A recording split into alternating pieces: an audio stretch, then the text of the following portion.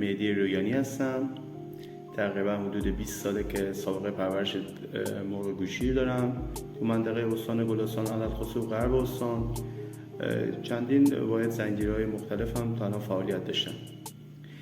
حقیقتش افتخاری نصیب بنده شده که با گروه صنعتی آریان بوکان، علل خصوص مهندس شیخی آشنا شده و چند وقتیه که از تجهیزات این شرکت خوب فعال دارم استفاده میکنم.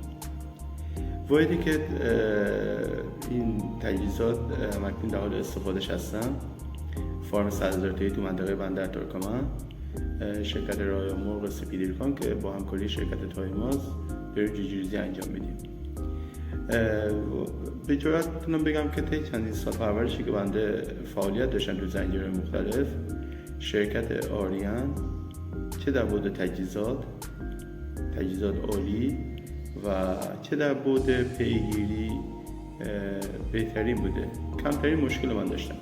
شرکت های مختلف که تا الان من داشتم کار میکردم، علل خصوص تو بحث آبخوریا خیلی مشکل داشتم. حقیقتش این شرکت من کمترین مشکل تا الان داشتم، یعنی اصلا به جرات میتونم تا الان مشکلی نداشتم تو آبخوریا. فشار عالی، رگولاتورها همه صحیح سالم، هیچ مشکلی نداره. فشار راحت به راحتی تنظیم میشه، خیلی راحت کارگر میتونه باش کار بکنه. بعد ارزم به حضور شما که عالی بوده، یعنی من نه هیچ ریزش آبی نداشتم، زیرآبخوری نداشتم تا الان. در مورد دامخوری هم ارزم به حضور شما که من از روز اول دارم توی بشقاب‌های دامخوری دام میریزم، در دسترسی جوجه قرار میدم و تا روز آخر دارم استفاده میکنم. خدا رو شکر ضریب تبدیل‌ها، وزن‌گیری‌ها همه چی عالی بوده.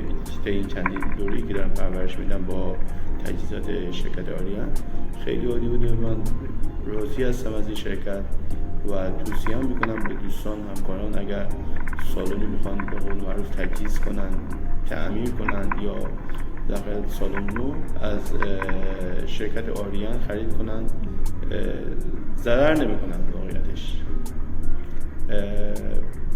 در زمینه هواکش، شاترها، پد سلولوز همه چی عالیه. واقعیتش تشکر میکنم از این شرکت و خوشحالم که کشور ما چنین شرکت‌هایی وجود داره.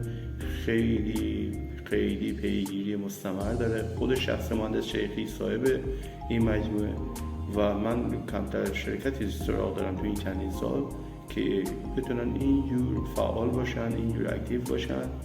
انشالله که روز به روز شاهد موفقیت‌های این شرکت بزرگ باشین. ممنون، سپاسگزارم.